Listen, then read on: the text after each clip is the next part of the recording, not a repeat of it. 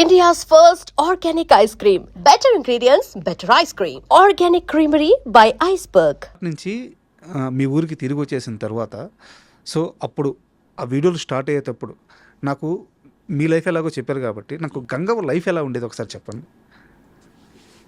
అయితే గంగవ్వ అంటే మా పాలోళ్ళే. పాలోళ్ళు అంటే మీకు ఐడియా అదే దాయాదులా అంటే పాలోళ్ళు అంటే ఇంటి పేరు వాళ్ళు ఇంటి పక్క పుంటలా అట్లా ఇంటి మీ ఇంటి పేరు వాళ్ళ ఇంటి పేరు ఒకటేనా? ఇంటి పేరు ఒకటే పాలోళ్ళు అంటారు. పాలోళ్ళు అంటే అన్నదమ్ములు ఇప్పుడు చిన్న బాపోళ్ళు పెద్ద బాపోళ్ళు అంటారు. అవును, అట్లా వాళ్ళు అన్నట్టు. అదే మా సైడ్ దాయాదులు అంటారు. మీ సైడ్ ఓకే. సో ఆమె మా వదిన అవుతుంది మాకు ఓకే వరుసకు. సో ఆమె వ్యవసాయం కుటుంబమే. ఇక వాళ్ళ భర్త కొంచెం తాగుతుండే. అప్పుడు కుటుంబ బాగా ఫేమస్ అక్కడ మా సైడ్ తాగుతుండే. ఇక అట్లా ఆమె ఇక దెబ్బలు పడుకుంటా అటు చేసుకుంటా ఇక వ్యవసాయం పనులకు చేసుకుంటా. ఆమె కూడా సొంత భూమి ఉండే చేస్తుండే. అట్లా ఇక మేము ఇక కొంచెం గట్టిగా మాట్లాడతా ఆమె గట్టిగా మాట్లాడుతుండే. ఇదేదో మంచిగా ఉందని చెప్పి మా అల్లుడు ఒకసారి చేస్తారా అత్తమ్మ అని అడిగినట్టు. మీరు భలే అడుగుతుంది నేనేం చెప్తుంది అంటే జస్ట్ ఒక సీన్ ఉంటే అట్లా వేసింది ఒకరోజు.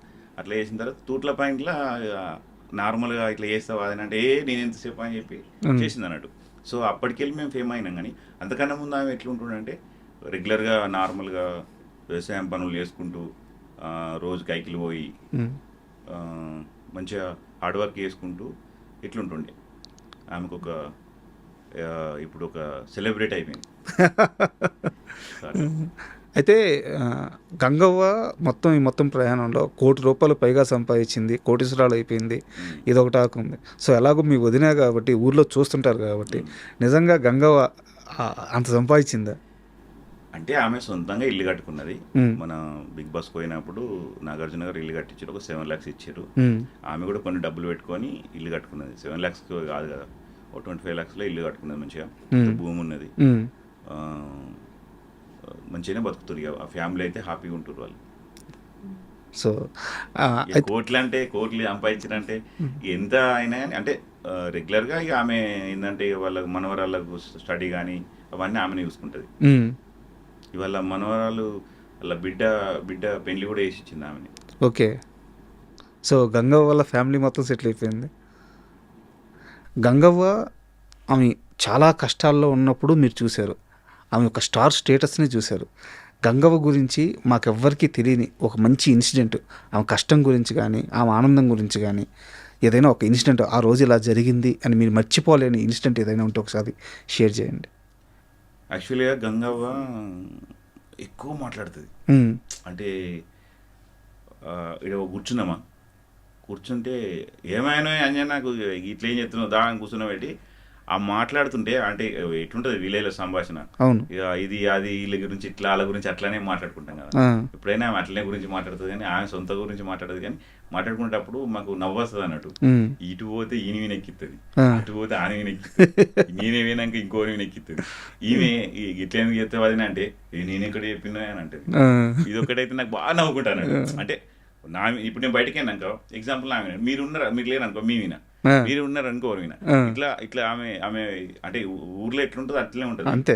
అట్లా నాకు ఏమనిపిస్తుంది అంటే ఆమె బయటకు వచ్చినాక నాకైతే నవ్వుకుంటాయి. నేను ఏమో అది నేను ఇట్లుంటుంది ఈమె డిఫరెంట్ ఉంటుంది నవ్వుకుంటా.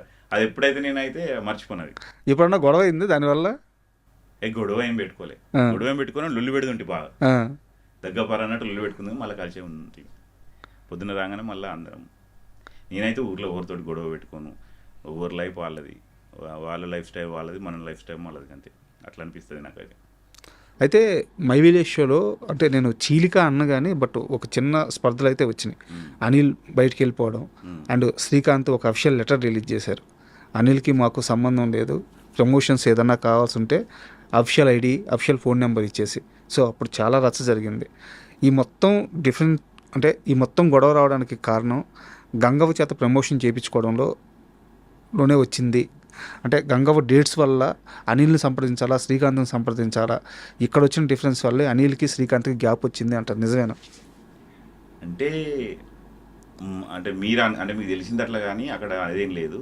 ఇప్పుడు ఇక్కడ ఒకళ్ళు వర్క్ చేస్తారు ఒక కంపెనీలో. ఎగ్జాంపుల్ వర్క్ చేస్తారు కాబట్టి అక్కడ కొన్ని రోజులు వర్క్ చేసిన తర్వాత మానేసి వెళ్ళిపోతారు.